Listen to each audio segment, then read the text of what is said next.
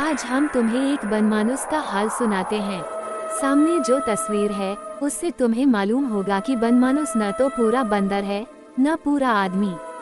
वह आदमी और बंदर के बीच में एक जानवर है, मगर वह बड़ा बलवान होता है और आदमियों को बड़ी आसानी से मार डालता है। वह अधिकतर अफ्रीका के जंगल में पाया जाता है। एक दिन एक शिकारी अफ्रीका के क्लब में बैठा हुआ अखबार पढ़ रहा था कि उसका एक दोस्त घबराया हुआ कमरे में आया और बोला, एक हबशी बहुत दूर से यहाँ आया है और कहता है कि पास के जंगल में एक नर बनमानुस निकला है जो सिर्फ आदमियों को मार रहा है।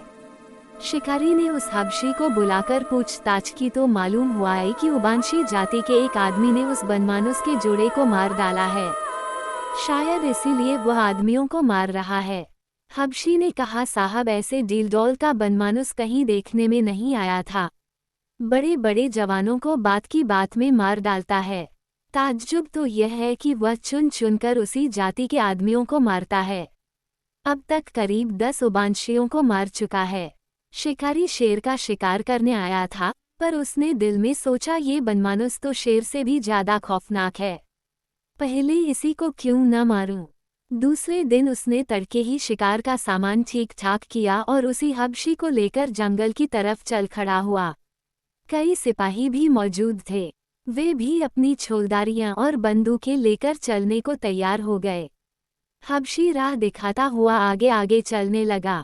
दिन भर लगातार चलने के बाद वे लोग उबांशियों के गांव में पहुंचे।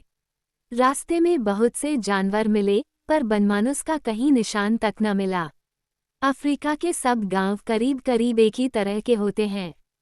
गांव के बीच में उबांशियों के सरदार का झोपड़ा था, चारों ओर बांसों से घिरा हुआ था।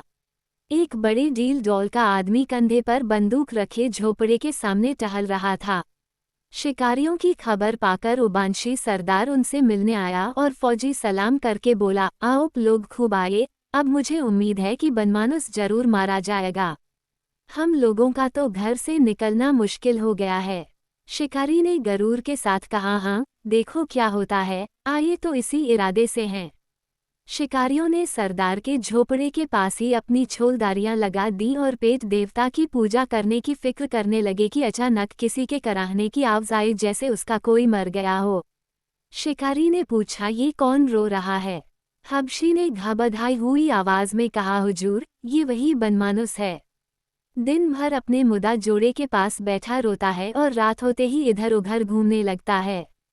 न मालूम किस वक्त चुपके गांव में घुस जाता है और किसी न किसी को मार डालता है, और किसी जाति के आदमी से नहीं बोलता। लोग दिन भर के थके मांदे भूखे प्यासे थे। बनमानुस का शिकार करने की किसे सूझती थी। जब लोग खा पीकर फारिग हुए तो सलाह होने लगी कि बनमानुस का शिकार कैसे किया जाए। उबांशी सरदार ने कहा, रात को आप लोग उसे नहीं पा सकते, दिन को ही उसका शिकार हो सकता है। शिकारियों को भी उसकी सलाह पसंद आई।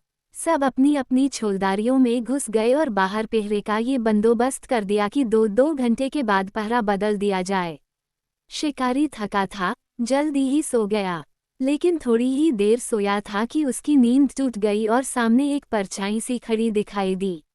उसकी आंखें आग की तरह जल रही थीं। अफसर में फौरन आवाज दी, संतरी, पर कोई जवाब न मिला। न मालूम यह आवाज संतरी के कानों तक पहुंची भी या नहीं। अफसर ने तुरंत बिजली की बत्ती जलाई। उसका कलेजा सन हो गया। सामने 6 फीट का बनमानुस खड़ा था और उसके हाथ में संतरी की बंदूक थी, जिसकी नली बिल्कुल टेढ़ी मेढ़ी हो गई थी।